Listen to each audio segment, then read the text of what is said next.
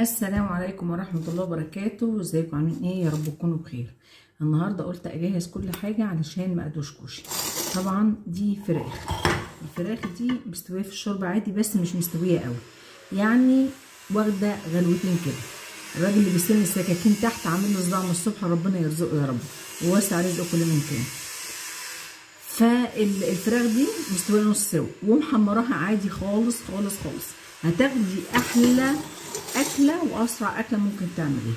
تمام؟ انت مقطعه بصل شرايح اهو، خليكي معايا. بصل شرايح بترصيه كده، تمام اهو. الله يهديك يا عم السمان، الله يهديك. تمام اهو يا جماعه. انت بتسيبي كمان شويه عشان هتحطيهم على الوش. تمام اهو. بجد اكله حلوه واقتصاديه وسهله وجميله، والكل هيقول لي تسلم ايديكي يا ام ندى. تمام. طماطم، شرايح طماطم اهي. تمام اهي.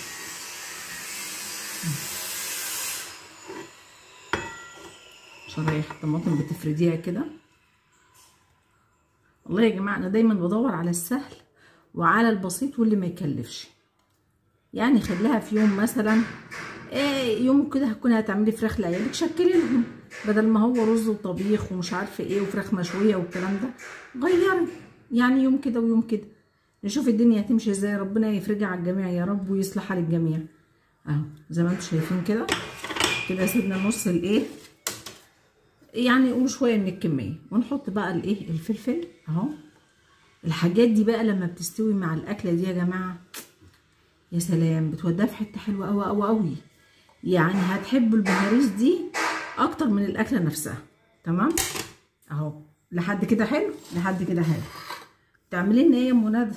بعمل لكم ايه؟ هكون بعمل لكم ايه؟ اتفرجوا في الاخر ونشوف الدنيا هتبقى ماشيه ازاي. اهو. طيب زي ما احنا بنقول ان الحاجه نيه والفراخ نص سوا، لو حطيتيها نيه هتعمل ريحه زفاره ومش هتبقى الاكله دي حلوه خالص. لكن لما تديها غلوه هتاخدي شوربه. تمام. واللهم صل على النبي، هتاخدي نفس حلو صلى الله عليه وسلم. اهم حاجه تصلوا على النبي يا جماعه، وربنا يسعد كل من كان يا رب. تمام كده حطينا اهوت الحاجه بتاعتنا فوق. بصوا انا الفرخه بحالها، الفرخه بحالها مقطعاها طبعا حتت زي ما انتم شايفين كده، وبرص كده خلاص اهو. اهو برصها انا كده. حتى الكبده اهي كمان، عشان ما تقوليش يا ام ندى انت كلتي حاجه من الفرخه وانت واقفه. محبش دي، امي كانت بتضربني، كانت بتقطعني لما كنت اكل حاجه قدام البوتاجاز. زي ما انتم شايفين يا جماعه اهو. اللهم صل. ممكن اخد دي حلوه غسله رز بسمتي ماشي، نص كيلو، كيلو ربع زي ما انت عايزه، على حسب الصينيه بتاعتك ما تاخد. اهو وتوزعيه كده.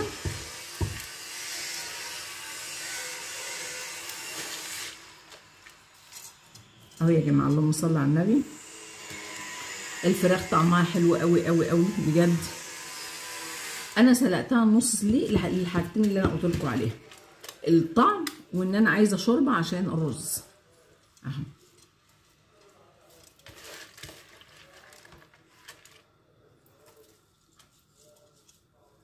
طبعا انت لما بتسقي الشوربه كل ده بيبقى مع بعضه حلو قوي قوي قوي بجد. اهو اصفي شويه دول وارجع لكم تاني. ورجعت تاني اهو زي ما انتم شايفين الصينيه طبعا اللون بتاع الرز عمل فيه. بصي لازم الحركه دي بتنزل الرز تحت، يعني بيبقى ماشي كله مع الصينيه، لا تلاقي جنب عالي ولا جنب واطي. تمام. تاخدي بقى بقيه الحبشتكنات بتاعتنا اللي بتخلي الصينيه دي في حته حلوه قوي قوي قوي، وكل هيدا لمنى. وهقول ربنا يبارك لك يا منى لما تجربوها بجد حلوه قوي وما بتاخدش منك وقت. هو تجهيز الحاجات دي اصلا ما بياخدش يعني 10 دقايق بامانه.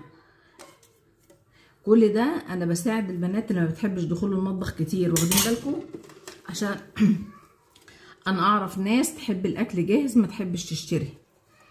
تمام؟ فليه بقى ما احنا نعرفهم طرق سهله وبسيطه وما تكلفناش وما تخليناش ناخد وقت ولا تعب ولا مجهود ولا اي حاجه. اهو تمام اهو خلاص.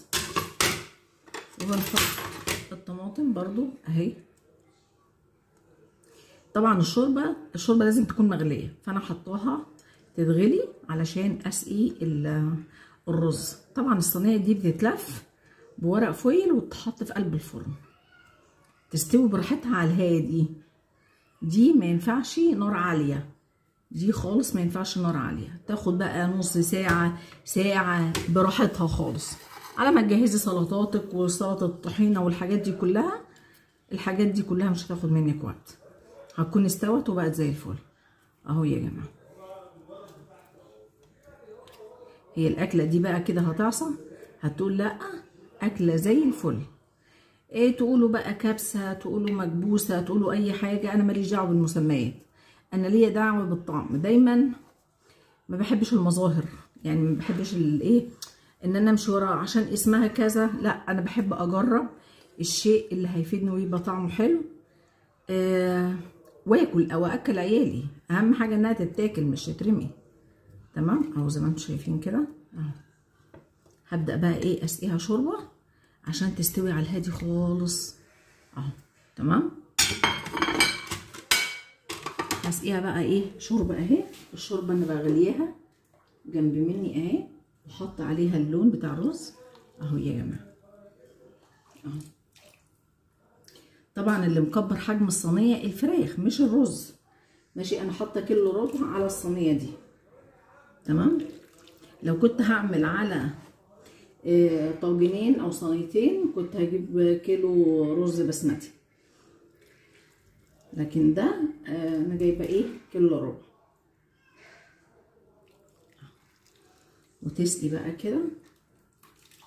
طبعا انتي في المطرح السمنه اللي انتي محمره فيها الفراخ بتحطي الشوربه، يعني لا بتحتاجي تحطي لا سمنه ولا زيت وتوابلها كل حاجه فيها، هي واخده كل حاجه وزي الفل، مش محتاجه حاجه تاني خالص اهو زي ما انتم شايفين يا جماعه اهو. بسقي بالراحه خالص.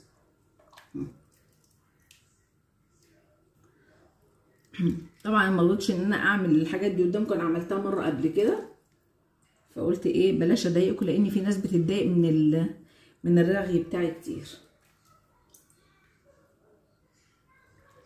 اهو. هخلص الشوربه وهرجع لكم تاني عشان محدش يتضايق. بصوا يا جماعه انا خلصتها اهوت، سقيتها شوربه. عايزه تحطيها على البوتاجاز مفيش مشكله، بس لازم تبقى النار هاديه قوي. لازم النار بتاع الصينيه دي تبقى هاديه قوي عشان تطلع معاكي مظبوط، ما ينفعش تعلي عليها النار. تمام. يعني انا هحطها في الفرن، احطها على البوتاجاز هي كده بس على نار هاديه. تمام.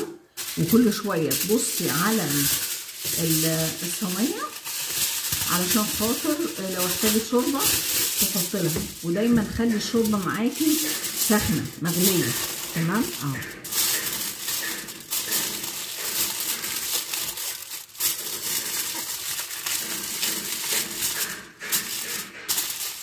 ايه رايكم بقى؟ هرجع لكم بعد ما اسوي. وجاء ساعه الحسم، نشوف الحلويات.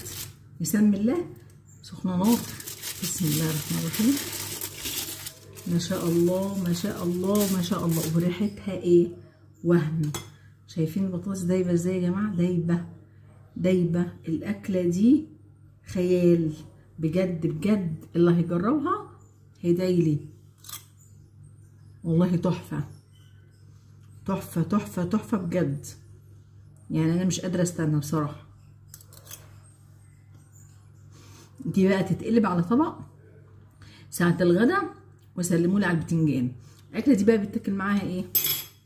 الطحينه بتاعت ام ندى. طبعا احنا عملنا الطحينه مره جميله ما اقولكوش يعني. السلطه الخضراء ده لازم ولا بد. وحاجه مخلله كده جنبها. متنسوش اللايك والشير والكومنت بالله عليكم. سلام.